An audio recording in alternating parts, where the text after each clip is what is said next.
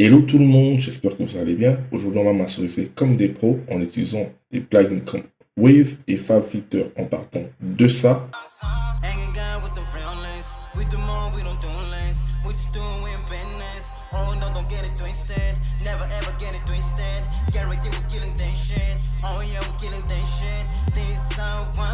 À ça.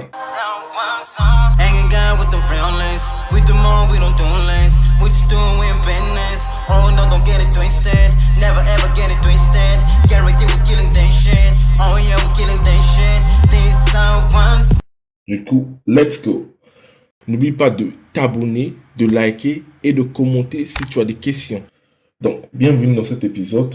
Aujourd'hui, on va parler de mastering. C'est pas tous les mastering que je veux vous présenter sur YouTube que c'est moi qui ai mixé le son ou bien que c'est moi qui ai créé le beat. Il y a des chansons que j'ai vraiment fait toutes les étapes. Donc, du coup, j'ai commencé par le beatmaking, le mixing et le mastering.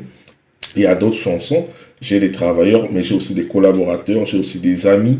Donc, vous voyez un peu. Donc, un ami peut me ramener un bon son, je donne à mon artiste et on fait une bonne chanson avec ça. OK?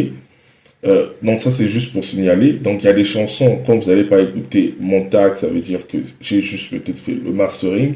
Et il y a d'autres chansons, si vous allez juste écouter mon tag, ça veut dire que j'ai fait le beat, le mix et le mastering. OK?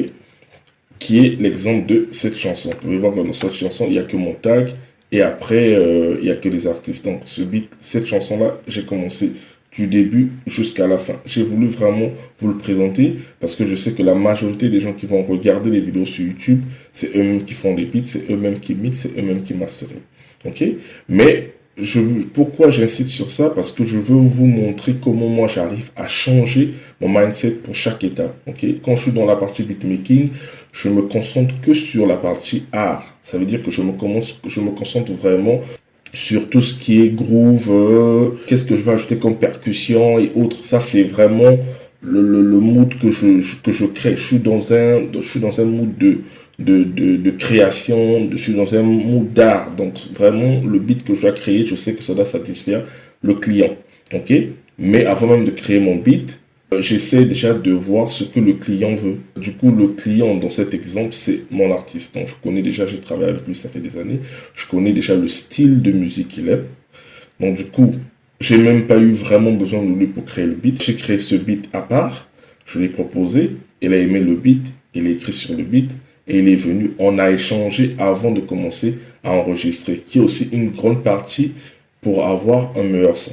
OK?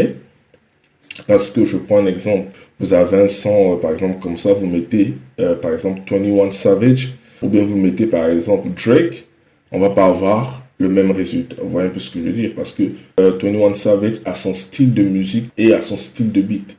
Drake aussi a son style de musique et a son style de beat. Vous voyez un peu ce que je veux dire? Donc, avoir un bon son, c'est pas que le mastering. Parce que je sais qu'il y a énormément de gens qui me demandent, moi, j'arrive pas à avoir un bon son. Il y a beaucoup de caractéristiques pour avoir un bon son. Vous pouvez avoir un son bien mixé ou bien même bien masterisé, mais c'est pas un bon son. Vous pouvez avoir aussi le contraire, c'est-à-dire que le son il est bien, mais c'est pas bien mixé ou c'est pas bien masterisé. Donc, quand on dit tu as un bon son, c'est que tu as respecté vraiment tous ces normes-là. Ok? J'espère que cette formation vous a apporté beaucoup d'informations sur le mastering. N'oubliez pas de vous abonner, de liker et de commenter si vous avez des questions. On se revoit sur la prochaine vidéo. Prends soin de toi.